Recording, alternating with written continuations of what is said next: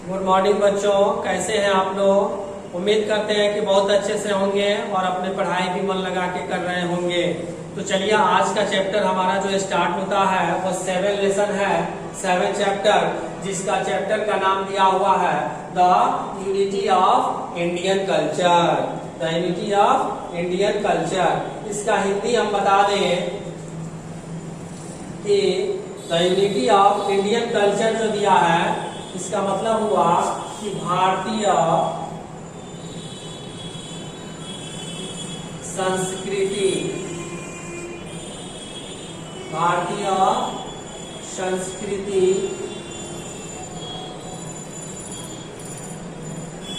की एकता।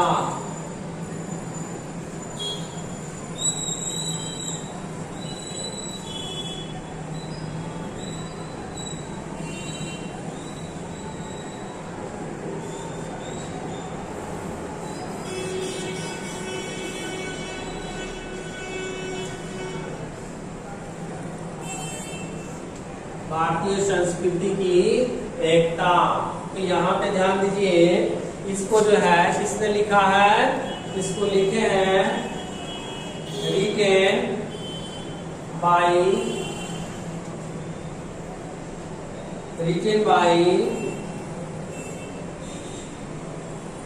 हुमायूं कबीर। किसने लिखा है? हुमायूं कबीर ने इसे लिखा है। तो चलिए पहले इस लेखक के, राइटर के जीवनी के बारे में हम पढ़ लेते हैं कि हुमायूं कबीर कौन थे।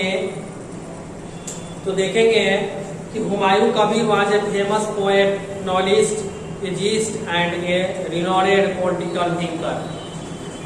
हुमायूं कबीर जो है एक प्रसिद्ध कवि थे और उपन्यासकार भी थे, उपन्यास भी लिखे हैं इन्होंने, निबंधकार भी थे और यह राजनीतिक थिंकर भी थे, विचारक।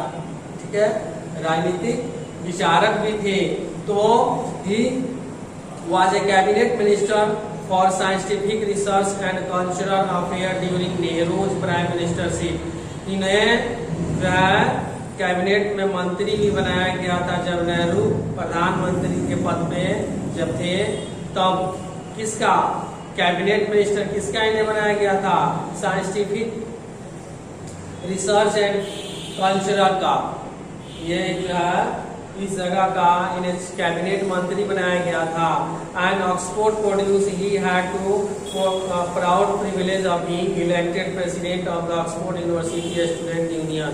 यह ऑक्सफोर्ड यूनिवर्सिटी के विद्यार्थियों की एक यूनियन का भी इन्हें अध्यक्ष बनाया गया था, जो कि इन्हें ही उसमें स्टूडेंट को अध्यक्ष चुनने की अनुमति दी गई थी। इन्हें ही वो पावर दिया गया था ऑक्सफोर्ड यूनिवर्सिटी में, जो विद्यार्थियों का अध्यक्ष चुनने का इन्हें पावर था। The present piece and adept version of Humayun Kabir lecture derive the Vadodara University. जो आपका दिया कहानी का अंश है, जो बुक में दिया है, यह क्या है? यह हुमायूं कबीर जो थे उनके एक भाषण का अंश है, जिन्होंने बड़ौदा इस यूनिवर्सिटी विश्वविद्यालय में एक बार उन्होंने भाषण दिया था, स्पीच दी थी, और उसी का यह अंश है, उसी का पार्ट इसमें से लिया गया है। The lecture focuses on the glories part of the Indian culture and its heritage. इस लेक्चर में इन्होंने विस्तार पूर्वक बीते हुए भारतीय सभ्यता का और संस्कृति का और पहले के जो हमारा विरासत था उस विरासत के बारे में बताए हैं। It precisely reflect Kabir love and faith in the greatness of his Motherland. और वह मातृभूमि से अपने प्यार के बारे में और विश्वास के बारे में उन्होंने इसमें बताया है कि कबीर का जो लव था, प्यार था, प्रेम था और उनका जो विश्वास था वह अपने मातृभूमि पर बहुत ही बड़ा था। ठीक है, तो ये उनकी जीवनी हो गई। अब स्टार्ट करते हैं the unity of Indian culture. ये चैप्टर स्टार्ट अब हो रहा है। यहाँ ध्यान देंगे कि till recently the Aryans were regards as the earliest inventor of the land. कारण है कि हालांकि हाल ही में आर्यंस ने जो बहुत पहले अपना यहाँ अतिक्रमणीय भाव से जो एक लोगों को बढ़ावा देने की कोशिश की थी, ठीक है। It was thought that they came to the country which was uncivilised and barbarian. वो बताते हैं कि उसके आने के पहले, आर्यन के आने के पहले जो है, इसमें हमारे देश में पहले भी अनसिविलाइज्ड और बारबेरियन रह चुके थे, जिन्होंने भी इस मॉडर्न को चेंज करने की कोशिश की थी, सिविलाइजेशन को, कल्चर को चेंज करने की कोशिश की थी। But modern research had proved that there was the inventor even before the Aryan poured into this land। लेकिन यहाँ आधुनिक सर्च के अनुसार यह साबित होता है कि उनके जो है आने के बावजूद भी हमारी भारतीय सभ्यता, हमारी इस भूमि का जो है आर्यन ने जो बलिदान दिया, उसमें जो अपना सहयोग दिया, वह सराहनीय है। They have evolved at the civilization higher than that of the Aryan hordes who came in their wake these. वे बताते हैं कि यहाँ जो है सभ्यता जो पहले की बनी हुई थी, वह आर्यन आए और उसको और भी बढ़ावा दिए। These pre-Aryans had displaced in the earlier people। उसने जो है प्री आर्यन जो है, उन्होंने पहले के लोगों को वहां से हटाने की भी कोशिश की, एंड न्यू द सिविलाइजेशन, और नया सिविलाइजेशन बनाने की कोशिश की, which have the astonished modern scholar by the extent and depth। लेकिन इसके बावजूद भी जो है हमारा सभ्यता और संस्कृति बरकरार रहा और उसी तरह से कायम बना रहा। The Aryan invasion dictated the process and the lead up to fresh infusion of the old and new।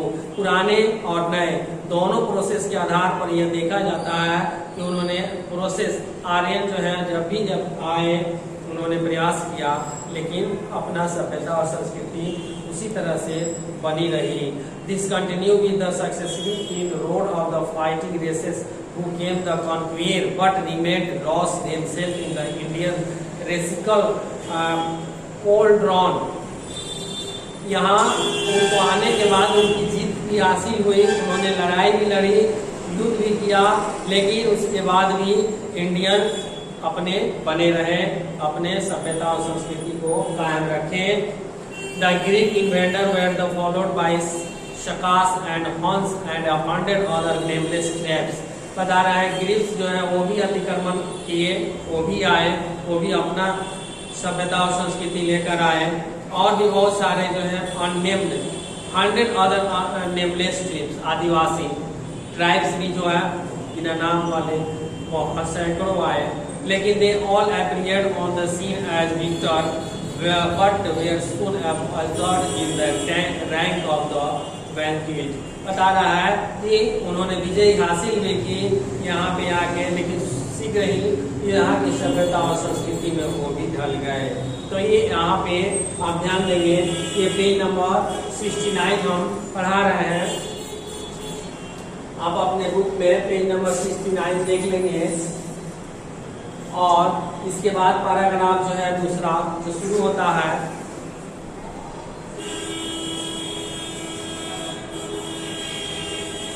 यहाँ पैराग्राफ सेकंड जो है वो शुरू हो रहा है कि ये हमारे देश के सभ्यता और संस्कृति को कितने लोगों ने, समाज ने चेंज करने के लिए कोशिश किए, आए, बदलने की कोशिश की। इसमें ग्रीक भी आया, आर्यन भी आए, और नेमलेस ट्राइब्स, ठीक है ना, आदिवासी भी आए, लेकिन इसकी सभ्यता बनी रही।